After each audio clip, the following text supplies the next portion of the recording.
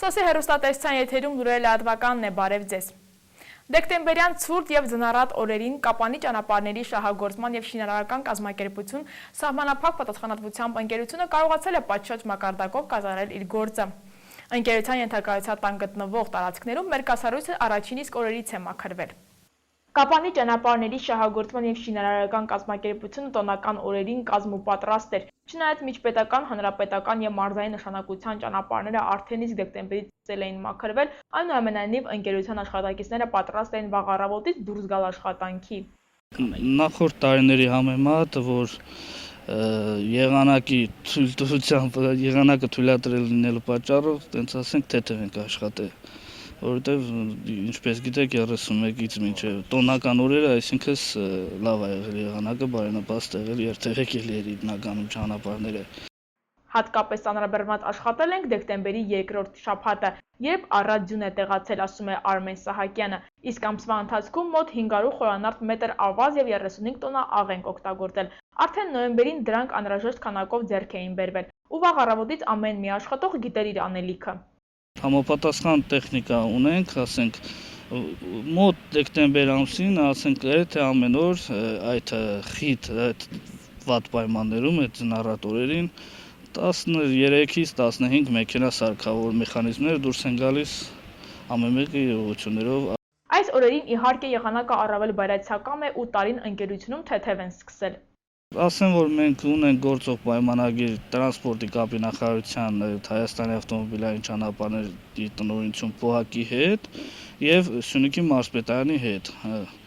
Ու մենք մեր պայմանագրերով սահմանված ճանապարհահատվածները սպասարկում ենք, ինչպես նաեւ լինում են գյուղական համայնքներից թե զանգի տեսքով, խնդրանքի տեսքով այլ ճանապարհահատվածներ, որոնք չի մտնում այդ պայմանագրերով նշված ճանապարհահատվածներում ու սպասարկում ենք։ Կապանի ճանապարհների շահագործման եւ շինարարական կազմակերպությունը դեկտեմբերյան ցուրտ ու ձնառատ օրերին լավ աշխատանքի համար կարողացել է տրանսպորտի եւ կապի նախարարության կողմից գովասանքի արժանանալ։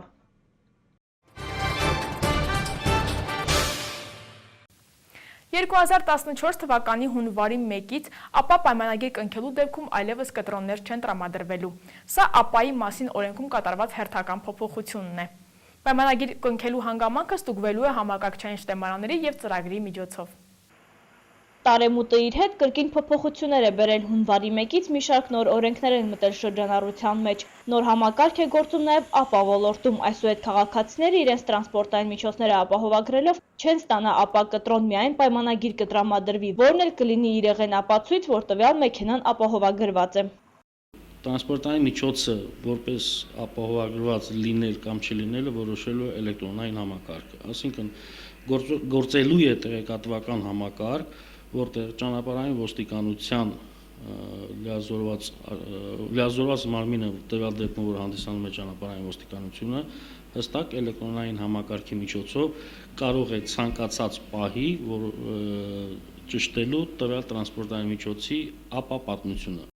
Ապահովագրության մասին օրենքում կատարված փոփոխության նպատակն է վարորդների պատասխանատվությունը բարձրացնել, իսկ ԱՊԱ պայմանագրեր չկնքելու դեպքում վարորդները կտուգանվեն։ Տրանսպորտային միջոցների սեփականատերերը կամ օրենքով սահմանված կարգով դրանց տիրապետող անձինք նախորդ պայմանագրի ժամկետի ավարտից հետո 10 օրում պարտավոր են կնքել նոր ԱՊԱ պայմանագիր եւ տրանսպորտային միջոցը վարել միայն գործող ԱՊԱ պայմանագիր ունենալու դեպքում։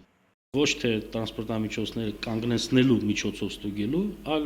հատուկ էլեկտրոնային համակարգի միջոցով տրանսպորտային միջոցի համարանիշը մուտքագրելով համակարգիչ ցույց է տալու տվյալ տրանսպորտային միջոցի ԱՊԱ պատմությունը։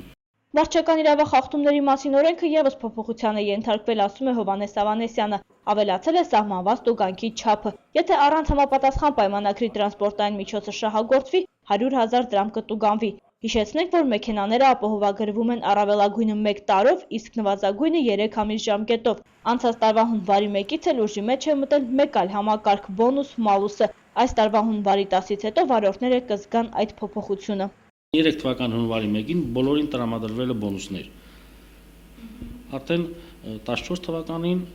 քանի որ նաև էլեկտրոնային համակարգով է կնքվում բոլոր ԱՊԱ պայմանագրերը, բազայում ընդհանուր կենտրոնական բանկի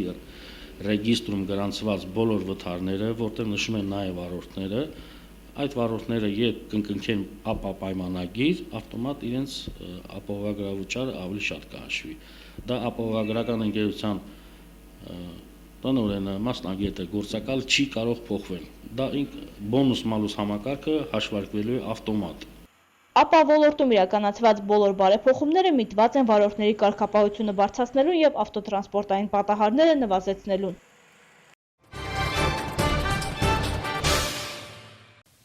Կապանի անտառտնտեսության մասնաճյուղը լիարժեք կատարել էր տարվա ընթացքում իր առջև դրված խնդիրը։ Ամանորից առաջ եղևնիների ապօրինի ծառայհատումներ չեն կատարվել, փոխարենը մի քանի խախտումներ են գրանցվել։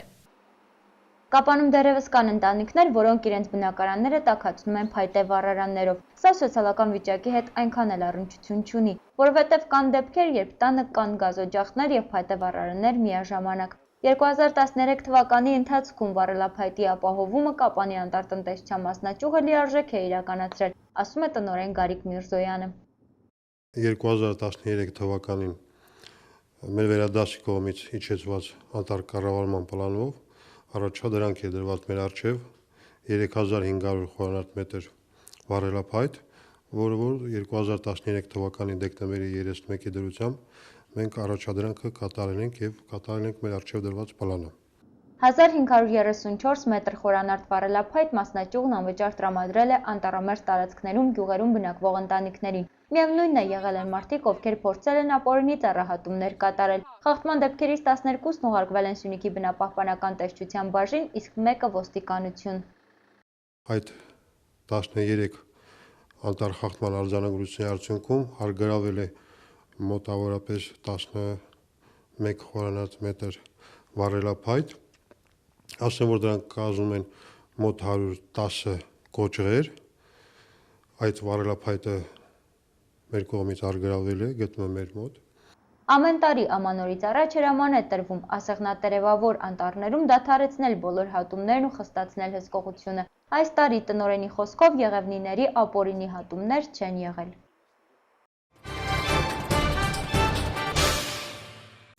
Հայաստանի պետական ճարտարագիտական համալսարանի Կապանի մասնաճյուղում մեկնարկել է քննաշրջանը։ Ուսանողների ուսումնական տարվա առաջին կեսին ստացած գիտելիքները դասախոսները կամփոփեն գնահատականի տեսքով։ Մասնաճյուղում որոշակի փոփոխություններ կան, որոնք նպատակ ունեն բարելավելու ուսման որակը։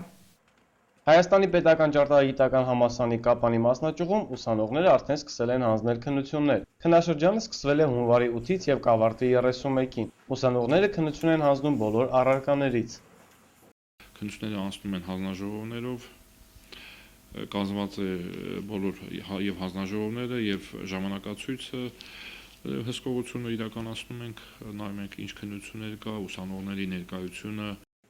Ինչպես նշում է Արթուր Սարգսյանը, այս տարի մասնաճյուղում որոշ փոփոխություններ կան։ Հեռակա համակարգում սովորող ուսանողները մասնակցելով դասընթացներին և ստանալով առաջադրանքներ, արդեն պետք է մինչև քննություններ հանձնեն դրանք, ինչն էլ թույլ կտա մասնակցելու քննաշրջանին։ Սակայն դեռ բոլոր ուսանողները չգիտեն այս մասին, իսկ ովքեր գիտեն, դժվար են հարմարվում փոփոխությանը։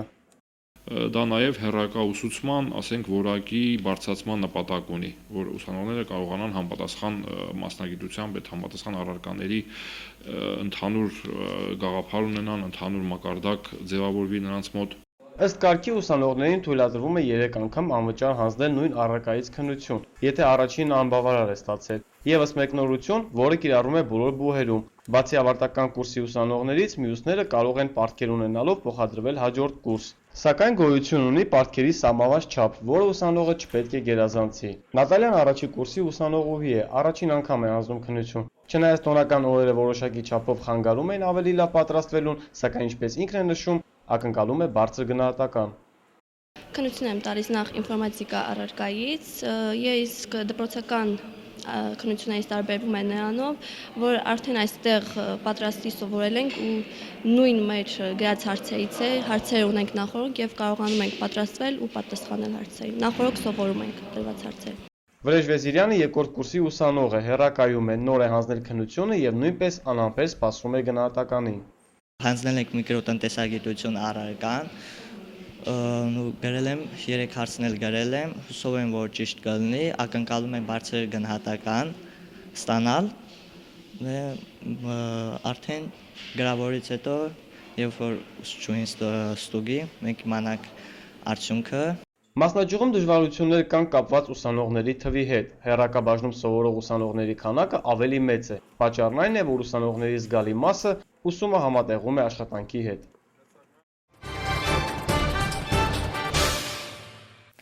Սոցիալապես անապահով եւ բարձր առաջադիմություն ունեցող ուսանողների համար Հայաստանի երիտասարդական հիմնադրամը հայտարարել է կրթաթոշակի հատկացման մրցույթ։ Գումարը ուսանողներին տրվելու է որպես նյութական օժանդակություն։ Բարձրագույն ուսումնական հաստատություններում մեկնարկել է քննաշրջանը։ Քննությունների արդյունքները ուսանողների համար կարևոր նշանակություն կունենան։ Սա հատկապես առնչվում է կրթաթոշակի հատկացման վերաբերյալ Հայաստանի երիտասարդական հիմնադրամի հայտարարած մրցույթի հայտատուներին։ Նրանք պետք է ունենան բարձր առաջադիմություն։ Մրցույթը կազմակերպվել եւ այն տրամադրվել ՀՀ կառավարության կողմից, տրամադրվել է 60 միլիոն դրամ։ Մրցույթին կարող է մասնակցել պետական բորի առկա ուսուցման բակալավրիատի առաջին կուրսի անվճար համակարգում ընդգրկված ուսանողները։ Սակայն միայն բարձր առաջադիմություն ունենալը բավարար չէ։ Հիմնադրամը նպատակ ունի օժանդակել սոցիալապես անապահով, միակողմանի ծնողազուրկ, հեռավոր լեռնային եւ սահմանամերձ գյուղերի ուսանողներին։ Որպես նյութական օժանդակություն տրվող գումարների տրամադրումն իրականացվում է Հայաստանի Հանրապետության պետական բյուջեի ծախսային մասում նախատեսված միջոցների հաշվին։ Հիմնադրամի եւ կառավարության աջակցությամբ 2011-ից 13 թվականների ընթացքում 2150 ուսանողի նման կրթաթոշակ է հատկացվել, իսկ թե այս տարի ում բախտ կվիճակվի օգտվել կրթաթոշակից, պարզ կդառնա, երբ Հայաստանի երիտասարդական հիմնադրամի կենտրոնական գրասենյակը ամփոփի արդյունքները։